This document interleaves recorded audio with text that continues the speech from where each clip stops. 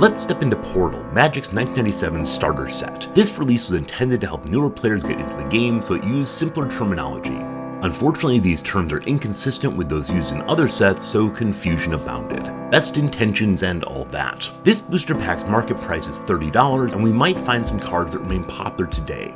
These include 2 Tutors, cards that allow the player to hunt through their decks for a desired card. This set includes the sneaky Sylvan Tutor selling for $50, and the Cruel Tutor, priced about $40. I'd love to find the grandly named Wrath of God, a card that clears all creatures. And boom goes the dynamite.